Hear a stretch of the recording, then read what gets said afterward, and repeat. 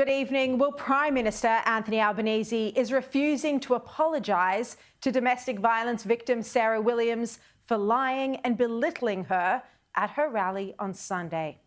Albanese repeatedly smashed Morrison for supposedly having a women problem, but now he's in his own world of pain as he's exposed for breaking promises on domestic violence policies.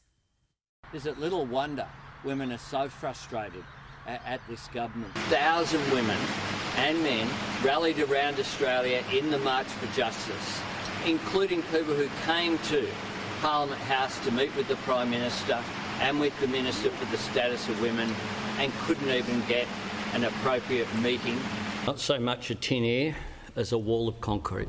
And they are crying out that this is a moment that requires leadership, and it requires leadership from this Prime Minister.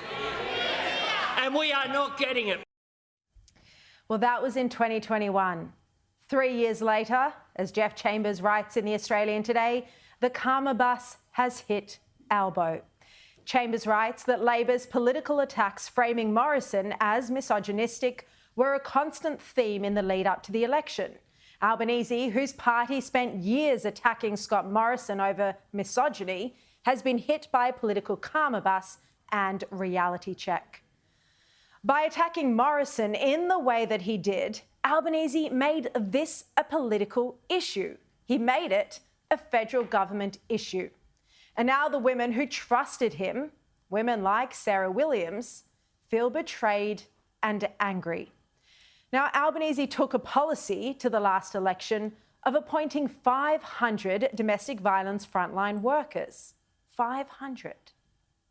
We are going to invest $1.7 billion in women's safety initiatives, including $170 million for 500 frontline community workers to support women and children experiencing domestic violence. But by March, just last month, only 17 had been appointed. 17 out of 500. And that revelation, thanks to Peter Van Onselen at the Daily Mail. This is yet another broken promise by Albanese. And yet, all today, we've seen no apologies from him at all. Albanese made a promise to end violence against women and children in just one generation. We have a plan to implement all of the Respect at Work reports so women can feel safe at work. We have a plan to make sure that women and children escaping domestic violence aren't turned away from shelters at night, that they have somewhere to go. Now, obviously, this is a deeply complex issue, but Albanese didn't have to make the promise. It was his promise, and a promise he claimed he could fulfil, just like he promised to bring down petrol prices and the cost of living. So Albanese pledged that he'd end violence against women, yet 2 years into his term as Prime Minister, this promise is already sadly in tatters, with more women killed this year than in previous years. The Herald reporting that the rate at which men are allegedly killing Australian women is significantly higher in 2024 than in recent years, prompting women's safety leaders to call on Anthony Albanese to act. 26 women killed so far this year, 1 every 4 days. And these right now here on your screen are some of these women who should still be alive today. Molly Ticehurst, Emma Bates, Chaitanya Medagani. Now, Albanese will call in all the television cameras and reporters tomorrow for his grand national cabinet meeting, but he ignores the fact that he hasn't even delivered on his pre-election promise of 500 frontline workers. And instead, tomorrow, Albanese will likely highlight issues that are someone else's fault. We're already hearing the National Cabinet will look at measures to prevent the spread of misogynistic content on social media. Of course, it's social media's fault again. It's the tech billionaire. It's probably going to be Elon Musk's fault again. This is all a sideshow. It's not the main reason women are dying at the hands of their partners or their ex-partners. The main reason is that when women raise the alarm, they're not listened to, and action isn't taken to protect them. They're not believed. Just like Sarah Williams wasn't believed when she accused Albanese of lying. The Prime Minister didn't want to take questions about her in media interviews, nothing to see here. He just wanted to move on. Now, there's also been another violent attack that we've been speaking about on another woman that the PM is also trying to brush away. Perth grandmother Ninette Simons was hospitalised after she was allegedly brutally bashed by a recently released immigration detainee. This is squarely the government's fault. The West Australian newspaper reported that Counsel for the Commonwealth did not oppose bail, but warned further breaches may not have the same response. So according to the West Australian, the Commonwealth didn't even oppose this detainee being released on bail. And we learnt he also wasn't required to wear an ankle monitoring device. So the detainee was on bail when he allegedly attacked grandmother Ninette without an ankle bracelet. Now, we first learnt this revelation that he wasn't wearing an ankle bracelet. He wasn't required to do so in the nightly earlier. Then Shadow Immigration Minister Dan Tehan spoke about it again on my colleague Peter Credlin this evening. Andrew Giles needs to answer the question, why was he required to wear an ankle bracelet, and then after he broke curfew wasn't required to wear an ankle bracelet, because he wasn't required to wear an ankle bracelet when he committed that alleged offence. Make no mistake, this attack on the Perth grandmother is purely the responsibility of Albanese's government. And yet again, no apology from the PM today. Instead, and this is the worst thing that Albanese did today, instead today he just said that his thoughts were with the person impacted. The person impacted. He couldn't even say her name, or that she's a woman, a mother, a grandmother. And then Albanese claimed he couldn't comment further, which is nonsense, and he tried to again brush the entire matter away and move on to the next question. Have a look. Our thoughts, and I'm sure the thoughts of all Australians, will be with those who've been affected by this. It's inappropriate to comment further given it's in the middle of the investigation by WA Police. Of course, state bail schemes are run by the states by definition. Still nothing from the PM as well, by the way, about the teen terrace cell. Still no comments about the children chanting intifada. This is a Prime Minister abdicating his leadership responsibilities in every field, at every level. Surely Australians deserve better. Now, still to come tonight, I'll reveal the explosive documents, internal documents from the University of Sydney officials that claim chants of intifada are not hate speech. Those leaked exclusive documents coming up. Also tonight, a bombshell admission from Brittany Higgins' partner David Shiraz in the defamation dispute between the pair and Linda Reynolds, as a bid to delay the trial is rejected. But first now, let's bring in tonight's political panel. Executive Director of the Menzies Research Centre, Dave Hughes, great to see you. And former Speaker of the House, Bronwyn Bishop. Welcome, Bronwyn. Thank you. Look, Bronwyn, starting with you, what do you think about how the Prime Minister has handled this issue of the reaction from women, particularly Sarah Williams at the rally on Sunday? It shows a complete and utter lack of character. The man is appalling. His viciousness in attacking Morrison became legendary. But the way he treated Sarah Williams at that rally was just disgraceful. He had no care or concern about the fact she'd done all the work. All he wanted to do was big note himself. And with regard to the thoughts he had about the woman who had been bashed was just, again, appalling. He takes responsibility for nothing. He said, oh, it's all their bail laws. No, it's a federal offence and you had a responsibility. You had a responsibility right from the beginning Mr Prime Minister, to stop all those people being released from detention after the first High Court case. It didn't have to be that all of them were released. It was the person, in that case only, who had to be released. But oh no, I think what we're seeing is an opening of our borders to whoever wants to come here and destroy this country, whether it's people who we detain and then let out, whether it's not, we get rid of temporary protection visas, we see people starting to come by boats. There is absolutely no love by this Prime Minister for this country and the people of Australia. It's also the way, Dave, that he doesn't tackle issues head on. He can't stand up to Australians and admit that there was this terrorist attack. He doesn't want to talk about it. He just wants to move on the whole time. And I should tell everyone watching that you ran the tactics team for the Liberal Party for the last 2 elections. So you saw firsthand the impact of the attacks that Albanese ran on the women's issue on Scott Morrison. He was a very political opposition leader, he certainly was. And this is a testing week for our Prime Minister. To date, he's failed. On the first issue, the domestic violence issue, he promised the world in opposition. He said this is a problem we can solve. In reality, there's very few policy levers that the federal government can pull on domestic violence. What we need is state governments, local communities and men standing up and taking action. So the Prime Minister's proved somewhat incapable of delivering on that promise.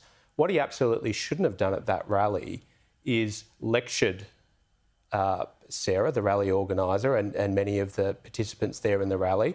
That showed weakness. It also showed a Prime Minister under great pressure. I mean, this immigration detainee debacle, there's just another scandal, another shocking case. Someone else allegedly impacted every week, Bronwyn. I mean, they're handling it so poorly. Claire O'Neill and Andrew Giles were nowhere to be seen today. Well, I think Peter Dutton is quite right to call for their resignations or calling for them to be sacked, because every time they touch anything, it turns to disaster. They are absolutely not competent to hold those roles. But that again reflects on Albanese. He's not even competent to have the strength of leadership to have some sort of reshuffle to get them out of those positions, because it's just a disaster.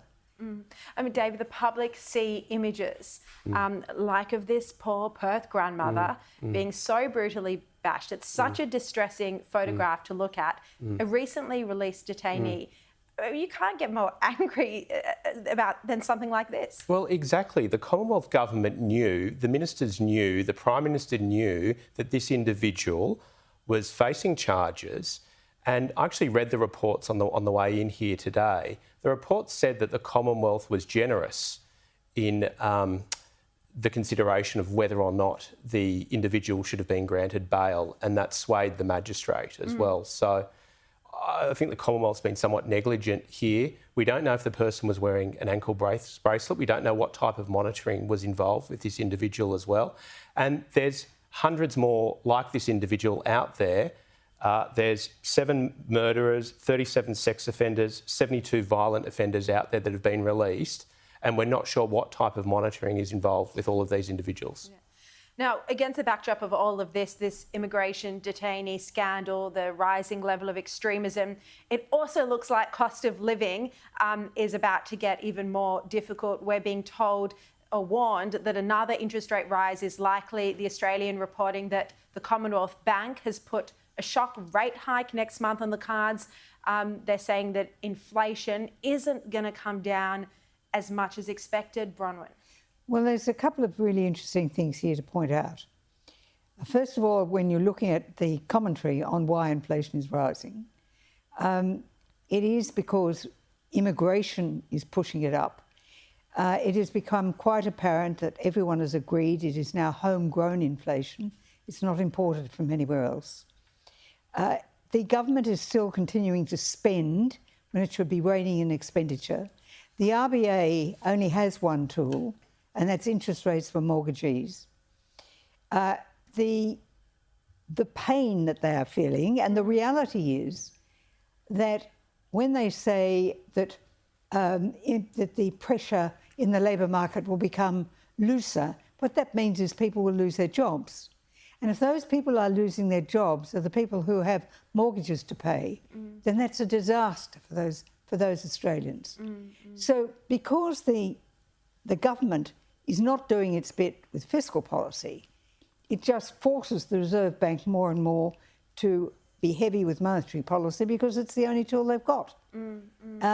I think we are in for more pain, and I think you can lay it squarely at the feet of the Prime Minister and the Treasurer, who just mouth words when you try to penetrate what they're saying.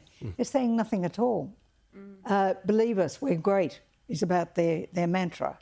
So I think that the lack of leadership from Albanese is going to come back to haunt him, and he will be exposed for the failure of leadership he's always been. I've said before, I sat in that chamber with that man for 20 years plus, and nobody ever said he was leadership material. And we're seeing the proof. It was probably a surprise to him when he eventually got the Prime Ministership, and he's just grateful to be trotting all over the world without actually thinking that, oh, he's got to deliver on his promises. He promised 500 frontline workers, well, he needs to deliver on them. Dave, I think, Bronwyn brings up immigration, and I think the high immigration levels have technically kept us out of recession, although we have been in a per capita recession. So it seems like the overall economic data hides the fact that there are large sections of the Australian population that are really struggling with the cost of living. Yeah, as you rightly point out, immigration is driving some GDP growth, but it is also fueling inflation, and that's what the Commonwealth Bank of Australia pointed out today. There's a number of factors under the government's control that are contributing to inflation. Record levels of migration, obviously. Failed energy policies that are pushing up power bills is another factor that the government can control that's fueling inflation. But most importantly, $209 billion in additional government spending and 19,000 new public servants as well. This is all fueling inflation. The government said in their first budget statement that the cash rate would peak at 3.35%. Since that time, we've had seven increases to the cash rate, and government policies have been contributing to those increases. All right. Dave Hughes, Bronwyn Bishop, thank you both so much for your insights. Really appreciate it. Thanks. Now, coming up, leaked Sydney University documents show they see nothing wrong with the intifada chants. I've got those exclusive documents after the break. And as the ministers responsible for the detainee crisis are missing in action, calls grow for them to be sacked. All of that after the break.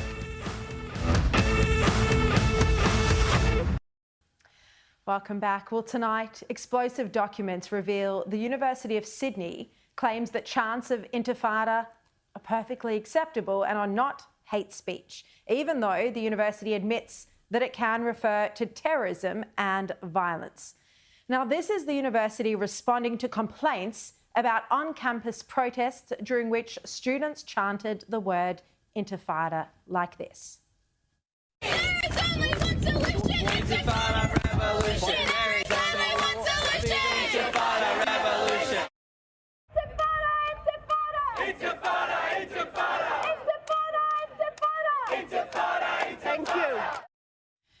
Now, the document from the Office of the Deputy Vice-Chancellor's Student Affairs Unit states, and I quote, "The university acknowledges the use of the word intifada is viewed by some as having an inherent link to violence or terrorist acts, and at times violence or terrorism has been a feature of events that were characterised as intifadas occurring across the Middle East.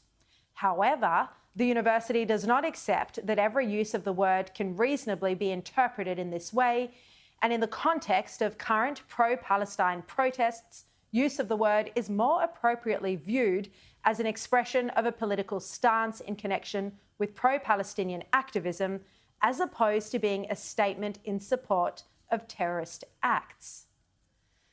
Now, this is the University of Sydney at its woke worst, refusing to accept the fact that a term that encompasses violence and terrorism is not appropriate on a university campus. This is what weakness looks like. This is cowering to racism and terrorism. The term intifada technically means uprising. It has historically been violent. The first intifada, beginning in 1987, involved acts of terror against Israelis. The second intifada, that started in 2000, was equally violent and included suicide bombings. There was a campaign of organised terror where entire busloads with children were blown up. Israelis lived in fear. Hundreds died. There was a reign of terror. I can't think of the word intifada being used in any other context other than the Israeli-Palestinian conflict. And do you know why? Because according to its very dictionary definition, this is what intifada refers to. And in this context, it very clearly, based on recent history, entails violence. And so chants for a global intifada are calls for global violence against Israelis. And if the protesters are calling for an intifada against Zionists, then it's calls for violence against Jews who support Israel, which is around 95% of us. Now, it's a joke for woke university bureaucrats to downplay the meaning. In fact, even if you refer to the dictionary, the Merriam-Webster definition of intifada is, and I quote, uprising, rebellion, specifically an armed uprising of Palestinians against Israeli occupation of the West Bank and Gaza Strip. Armed uprising. So even according to the dictionary, it's an armed uprising. And if you try the Cambridge Dictionary definition, well, that's even stronger. It says a violent act of opposition by the Palestinian people to the Israeli occupation of the West Bank and Gaza Strip. A violent act. The University of Sydney document said the word is viewed by some as having an inherent link to violence or terrorist acts. Well, that's not right. It's not viewed by some. It's the technical definition. Now, I rang today Australia, Israel and Jewish Affairs Council's Colin Rubenstein, and I asked him about all of this. I told him about what the university had said. And he said the fact that these chants of intifada are often accompanied by the chant from the river to the sea, which means the destruction of Israel, makes it crystal clear what this intifada chant is intended to achieve. That it's obviously a call for a violent uprising characterised by terror attacks against civilians. And he accused the University of Sydney of a failure of legal obligations and academic governance. He said to me, the weak and incredibly disappointing attempt by the university to deny this is the unequivocal context and inherent nature of the intifada chants heard on campus, disguising simple truth behind nonsensical and deceitful thinking, represents a pathetic and shameful display of executive irresponsibility. He says it's time the university took seriously its duties to ensure that it is a safe place for all, including its Jewish students, and put an end to this appalling intimidation and incitement, rather than trying to evade its legal obligations with this abject and untenable attempt to deny the obvious truth of the situation. But the university seems to be denying it has any responsibility to protect Jewish students from intimidation, because another leaked excerpt that I obtained states, and I quote, this is the University of Sydney's document, whilst well-being and safety is of paramount importance, the duty to foster the well-being of students or staff under the Charter does not extend to a duty to protect any person from feeling offended or shocked or insulted by the lawful speech of another. Well, the Chancellor at the University of Sydney is Belinda Hutchinson. The Vice-Chancellor is Mark Scott, who used to be at the ABC. Now, they have to know that they are downplaying this intimidation and these terrorist chants, and it's not good enough. They're allowing a dangerous environment to flourish. They're allowing the spread of anti-Semitism. They're not stopping it. They're not suppressing it. The truth is, and we hear it from students and staff, the University of Sydney is not a safe space for young Jewish students. So have a look here. Belinda Hutchinson, the Chancellor, Mark Scott, the Chief of Staff, Darren Goodsir, they should all hang their heads in shame. Trying to find excuses for chants of intifada, trying to find excuses for calls for terrorism. This is unacceptable. You're showing us the absolute worst bureaucratic lunacy to try and twist this word into one that's non-offensive, perfectly acceptable. They need to muscle up, fix the anti-Semitism that's exploding at the University of Sydney, or they should resign and go home. Now, we do have a response from the University of Sydney. They've responded to us this evening in length. It's too long to show you their entire response on air, but they say that they, and we'll show you now, we support the right of our students and staff to express their views in a safe, respectful and legal manner. Any slogans, chants or actions that can be reasonably interpreted as implying support for violence, terrorism or infringing the rights of others or threatening the well-being of staff or students will not be tolerated. They say we've taken disciplinary action against a number of staff and students for breaching our relevant policies and procedures. We have always welcomed the public, including families and their children, onto our iconic campus, but parents or carers are responsible for decisions relating to their children. This is relating to that child indoctrination session on Friday, and because I asked them about that as well. So they say all visitors must abide by the law and our campus access rule. The event last week involving children was in no way an official University of Sydney event and was led by a speaker who was not from the university. So that was part of their lengthy response. Now let's bring in now Shadow Education Minister Sarah Henderson. Sarah, what's your response to the fact that I've just obtained leaked documents from the University of Sydney where they don't think there's anything wrong with students chanting intifada? Well, Sharri, good evening. And the revelations that you have just broadcast are frankly shocking, and it is now clear that the University of Sydney is not a safe place for Jewish students and staff. This is appalling. Mark Scott needs to immediately intervene and frankly fix this chaos at the University of Sydney. There are very strong policies at all universities, including at Sydney, which guard students against harassment, intimidation, threats of violence. And the bottom line is, Sharri, the universities are not taking any action. I just heard you reference the University of Sydney's statement. They talked about taking some disciplinary action, but have they taken any action against students guilty of this horrendous and shocking conduct? But this, look, Sharri, I have to say, and I'm listening to this all unfold right now on air, this is appalling. Whoever is given this advice needs to go from the university. And what the hell is the Minister for Education doing?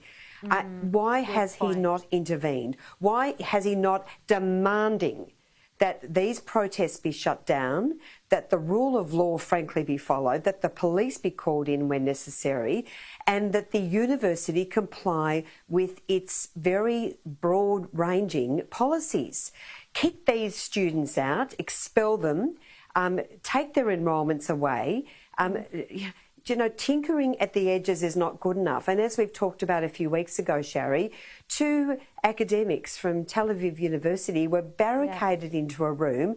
There's meant to be an investigation. What has happened to that? It's an absolute dog's breakfast, and but the buck stops with the Minister for Education, who is responsible for the higher education sector. I've called for him to resign if he can't get this under control. The government has lost all control, and frankly, this is absolutely shocking. They just seem, I mean, Jason Clare gave me a strong for him statement last night, which I read on air, but it just seems like the government wants to ignore this issue. They want to hope it goes away. The reality is, and this isn't just the University of Sydney, we're seeing similar at Melbourne University. The anti-Israel sentiment at these Australian universities have been simmering even long before October the 7th, but this escalation is a copycat of what we're seeing unfold in Columbia and other American universities. What is the best way to handle this? We've seen that overseas police have been called, students have been arrested. That hasn't happened here. I can tell you that an email went out to parents of students, or to the students themselves who are graduating at the University of Sydney tomorrow, and they say, be aware that there's the encampment. I mean, all of these students are going to have their graduation photographs with the pro-Palestinian encampment and probably the loudspeaker chants in the background disturbing the whole thing. Why can't the university move it off, shut it down? Well, Sharri, it is a direct breach of the rules of the university to camp overnight. So, number one, get the police in and arrest these students and get them off. Shut down the tents and these tent cities. Secondly, I was looking at the same document that you were looking at, which is the Freedom of Expression at the University of Sydney Guide. Now, this is a guide, would you believe, for protesters and activists, and it makes it clear the university can take reasonable and proportionate measures to restrict speech that causes or is likely to cause an imminent risk of public disorder, undue interference in the rights of others, including in relation to the grounds of race, colour or national or ethnic origin. So here are these policies. What is the Vice-Chancellor doing? And what is the Prime Minister doing? Because frankly, the Minister for Education, Jason Clare, he has shown no interest in taking the strong action and saying, I'm sorry, I'm not going to cop this on my watch. He has the highest number of Muslims in his electorate of any in the country.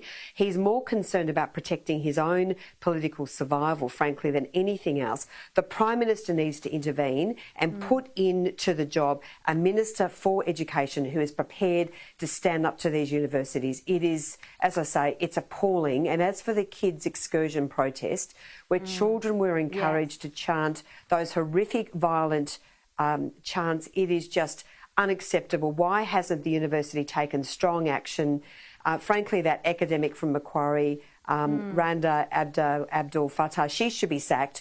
Her grant for $837,000 must be cancelled. And again, this is a complete weakness of leadership from both the universities and the minister. Yeah, indeed it is. Sarah Henderson, thank you very much for speaking out so strongly on this issue. Appreciate your time. Thanks, Sharri. Now let's return now to the criminal detainee nightmare where, as we've been saying, another released immigration detainee has been charged with breaching his curfew conditions on 3 occasions. It comes 24 hours after this shocking footage of the Perth grandmother who was allegedly bashed by a different former detainee. Now, Opposition Leader Peter Dutton today slammed Labor's weak response. But what the government has done here is created a dangerous situation. I want to see the Prime Minister sack the 2 ministers responsible for this dreadful circumstance. The Prime Minister needs to be strong, not weak, in relation to his approach here. He doesn't have the strength of leadership or character to stand up against these criminals. We know that the government hasn't had the bottle to pass the legislation that's required to keep Australians safe. All right, let's bring in now Strategic Analysis Australia Director Peter Jennings. Peter, great to see you. Look, given the Commonwealth didn't oppose bail, it looks like this assault and others are directly their responsibility. There's a line of accountability and a line of culpability which runs directly into these ministers' offices. It's not as though they didn't know they had a problem, Sharri, and their absence to think ahead to take charge of this, to prevent these types of things from happening, to make use of the legislations that they urgently passed to give them more powers over these individuals. Their failure to do that, and then their failure to actually explain their responsibility to the Australian public today, I think is just dreadful. I think back to the first term of the Howard government when I was the Chief of Staff to a minister. John Howard sacked 7 ministers in that first term, Sharri. And for the bulk of those 7, most of those offences would not even raise headlines today. And yet here we have a government which is just abandoning the idea of ministerial responsibility. This is ministerial non-responsibility. And that seems to be the standard that Prime Minister Albanese is setting for his cabinet. It's just not good enough. You wrote a brilliant article on the weekend for The Australian. You wrote about Albanese turning a deaf ear to Australia's rising terror threat. And you say we dodged a terror bullet with these counter-terror raids last week, but that we do need to now strengthen domestic security. Why do you think the government isn't doing enough here? Well, the best explanation that I can give and others are giving is that it's some calculation of political alignment here, that they don't want to be offensive to the Muslim community because they think they're going to vote for them in the election. I'm not entirely sure that's even true in a political sense, because I think the vast majority of Australian Muslims don't like to see this type of anarchic behaviour on our streets either. But nevertheless, that's the course the government has set for itself. Sharri, I'm sorry to say this, but this is going to end in violence. If these protests continue, if the student activists start to get more and more vocal and more angry, something is going to lead to violence here. If the government doesn't step in, take a more direct leadership role to prevent this situation from further deteriorating, and using the police forces to enforce the law in a way that's more vigorous than we've seen since October 7. Yeah, it was a brilliant column, and I recommend anyone who hasn't read it to read it. Peter Jennings, so insightful as always. Thank you so much. Now, coming up, Albanese and Ed Husic announced $1 billion to invest in a quantum computing company as part of their Made in Australia program. But there's a catch: the company is American-owned. Also, King Charles returns to public life after his cancer diagnosis. We have these new pictures and more after the break.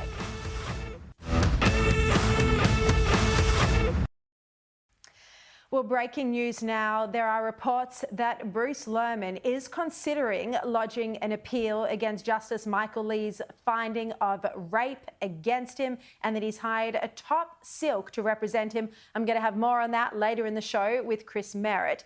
But first now, let's return to this Made in Australia program that Albanese's been speaking about over the past week. Well, we're hearing today that Labor's investing close to $1 billion in quantum computing as part of the Made in Australia program, and yet Australian taxpayer funds will be allocated to an American tech firm as part of this program. Now, I'm joined now by Senior Fellow at the Menzies Research Centre, Nick Cater, and Nationals MP Keith Pitt. Welcome, Keith and Nick. Keith, look, what are the main issues here, and how can you say that this $1 billion is going to Made in Australia if the firm is owned by an American company? Well, there's a lot of questions here for the Albanese government to answer, Sharri. And the first one is, why didn't they invest in the Australian researchers who are on the cutting edge of this? They used to be known as NICTA, now they've got a different name. And Australia's been a part of the quantum technology boost for a long time in terms of research. We've had a lot of people who have been trying to pilfer our best researchers, including competitors like China and others. And how was this company selected? What was the criteria? Who else could apply? Does the Australian taxpayer now have $1 billion stake in this company? If they're successful, or do we own the IP? All of these questions need to be answered.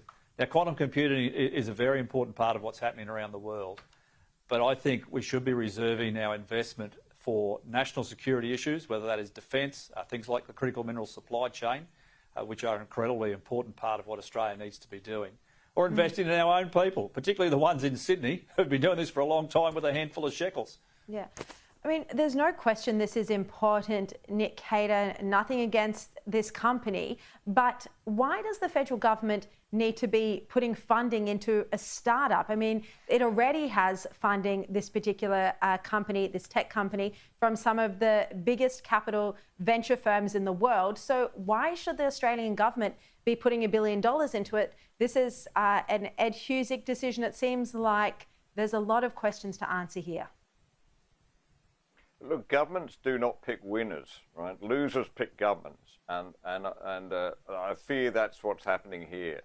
They want to give these large sums of money to be seen to be doing something for the industry for the future. The fact is, the future will not grow out of subsidies. It grows out of allowing companies to set up, give low tax environments, cheap and reliable energy. These are the very basic things which will ensure that we have the industries of the future, the high-tech green industries. Subsidies will not work. We've had so many examples of this going back 30 or 40 years of governments investing in companies like the Hawke government investing in Kodak, for instance. It didn't stop the world moving from film to digital. You know, it is a failed strategy, and I think the government is way off course on this one. Yeah. Keith, Simon Benson reports today that Jim Chalmers is staring down the barrel of a $12 billion overspend this financial year, 0.5% of national income, and also concerns or criticism that the budget might be inflationary, this coming from KPMG. What do you think about this? Well, this is the problem with Jimbonomics. I mean, this is the Treasurer who said it's not about numbers, it's about social outcomes. Well, I'm pretty sure budgets are about numbers. And what we're seeing now is a Labor government who have a record tax take. In fact, the biggest tax increases around the world are occurring in Australia. They took away the low-income tax offset. Their tax cut package is actually a tax increase. The overall package is an increase of taxation across the Australian people. We've seen them make changes which they said they wouldn't make around superannuation and other things. And now they are spending every single dollar that are coming in from the resources sector and that record tax take on things which I don't think the Australian people actually need. Some of them, most definitely, but this is a time to be cautious because it will be inflationary, and we've had any number of economists out there saying that the impact will be significant. And inflation, increased inflation, means higher interest rates. It means it's more difficult for every single Australian that's trying to pay a mortgage, and we don't want to see that spiral occur. Now, in more positive news, King Charles has officially returned to public duties, visiting a cancer centre today with Queen Camilla. Let's have a look at these pictures that have just come in this evening. We'll have a look at them in a moment then. Nick, this must mean that there we go. This is the first sighting, first public official duty from King Charles since his cancer diagnosis. Nick, this is obviously a good sign. Is health obviously improving enough to be out and about and returning to his royal commitments?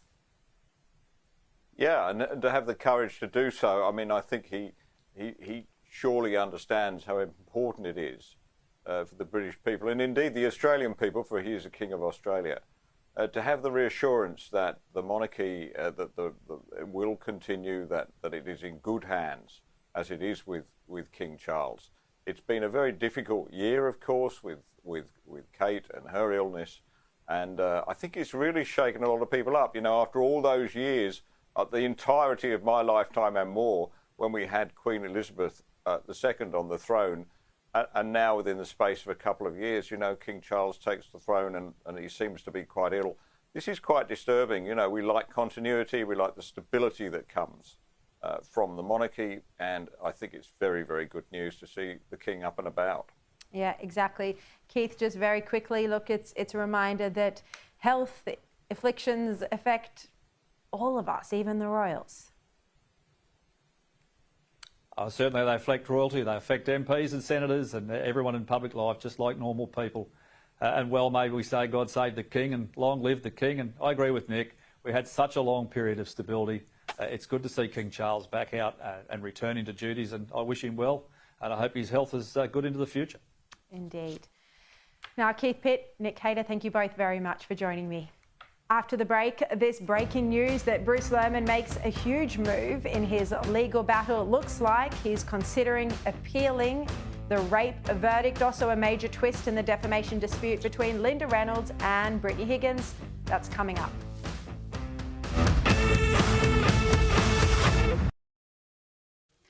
Welcome back. Well, let's return to that breaking news now that Bruce Lerman is reportedly considering appealing Justice Michael Lee's findings that he raped Brittany Higgins. Lerman has, according to Ellie Dudley in The Australian, hired a top silk. Let's bring in now the Rule of Law Institute Australia's Chris Merritt.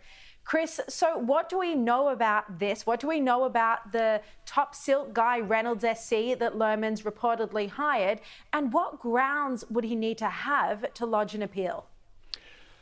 Well, first up, Guy Reynolds is a gun. He's well known as a top constitutional lawyer. He's appeared in the High Court. He's got an enormous reputation.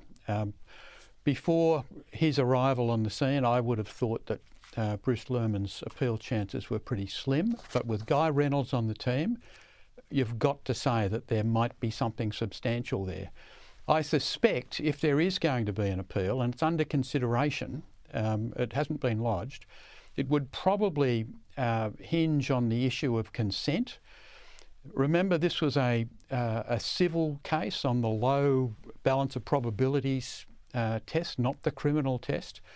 So there's a little bit of wiggle room there compared to the more rigorous criminal standards. So I suspect it would probably hinge on that, but we're a long way from an appeal actually being lodged. It would cost a significant amount of money, and it's pretty well known that Mr. Lerman does not have that sufficient money for an appeal, so it seems that he's looking for funders, looking for backers.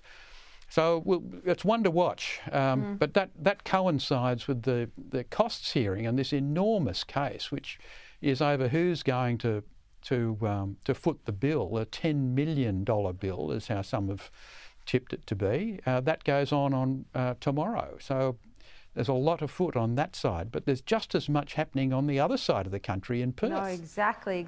And look, the reports that the legal bills in that defamation case that Bruce Lerman unsuccessfully took against 10 might be as high as $10 million. As you say, he doesn't seem to be able to pay it, so that is going to be problematic. But now we hear today that there was a surprise directions hearing in WA where David Shiraz, the partner of Brittany Higgins, issued a statement saying he was no longer contesting the case. So, Chris, does this mean that he will have to apologise to Linda Reynolds, or what's the realities of this? It's bizarre. It's absolutely bizarre. There's been this strange statement issued on social media by Mr. Shiraz, but after the hearing, Linda Reynolds' solicitor, Mr.